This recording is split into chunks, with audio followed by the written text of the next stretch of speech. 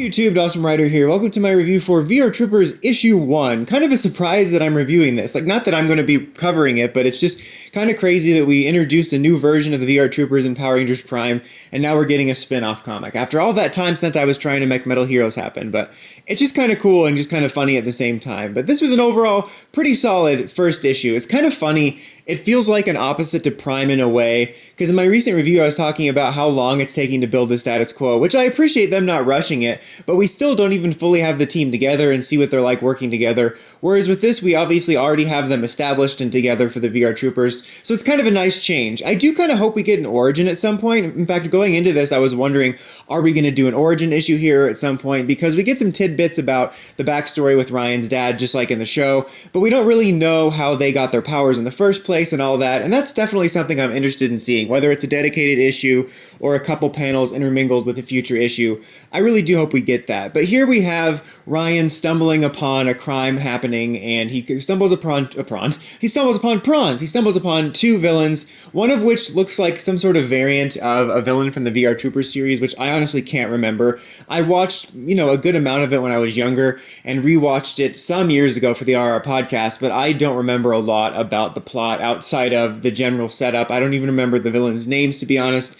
In fact, sometimes I mix them up with the Masked Rider villains. In fact, I was like, wait, wasn't this guy in VR Troopers? I'm like, oh, that's Masked Rider. But anyway, he stumbles upon them first, but then he stumbles upon a cloaked figure that he fights and steals his virtualizer, and he's like, good thing it's coded to my DNA or whatever, so you can't use it. And I'm like, okay, I know where this is going. He's going to be able to use it.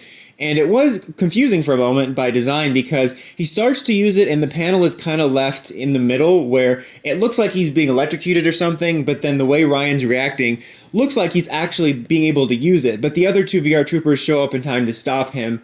And then we go back to their base, and I don't remember if this character was in Prime, to be honest, but they kind of have like a mentor advisor that's an Eltarian. Wasn't it a dog in the original VR Troopers? I don't remember, but this is such an interesting addition here, like having this a part of the Power Rangers lore so much. I've said multiple times I would love for them to try to incorporate or bring back Masked Rider and Beetleborgs and tie it all in at some point. I think that would be super cool. Anyway, explains to them that this character is a fugitive from the multiverse. She explains the many worlds, and then she reveals to Ryan the reason his dad went missing all those years ago is because he was experimenting with multiverse travel and then died when the experiment went wrong, which I think pretty strongly hints that he's going to be surviving somehow. Possibly. I don't know. This kind of lays out a very generic scenario, in my opinion.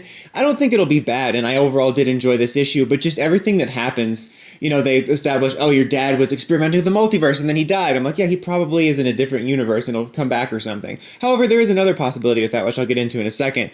But regardless, they set that up, and then you have JB and the others talking about, actually, it looked like that masked figure was going to be able to trooper transform.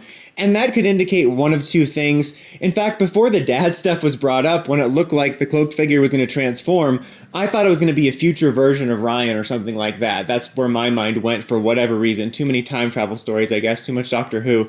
But it does open up the possibility of it being a variant of Ryan or his dad. Because it says his DNA, but I'm going to presume maybe his dad's DNA is close enough that he could use the device. So it lays out like a possible cliche story of his dad long ago getting transported to a different world, and now he's back, and that's why he can use the Trooper Transform. Or it could be a variant of his dad that somehow discovered this world because of what his dad did. I mean, it's obviously all connected. And I do love those types of stories, to be honest with you. I'm also one of the only people not sick of multiverse stories. But it does lay out possibly a really generic story, like it kind of telegraphs its twists here. But I hope there's a little bit more to it. Maybe a little bit of a twist. Maybe it is a variant of Ryan instead. Maybe his dad is dead. I don't know. But it definitely set up a bit of an interesting mystery, and I'll be curious to see where the story goes. I don't know if there's a picture out there as of this recording. I'll probably Google it after I record this, but they seem to be strongly hinting Ryan might become the Green Prime Ranger. So I'm curious what will happen to the VR Troopers if that happens. I was thinking maybe they'll have a new character join and become the new leader or something and wear Ryan's second costume from the show, or at least a version of it, because these costumes are a little bit adapted, changed costumes from that. But we'll have to see. But yeah, I enjoyed myself. I think it's actually super rad that we're getting to enjoy a VR Troopers comic in the year 2025. Let me know what you thought of the comic in the comments as always. Until next time, Awesome Rider signing out.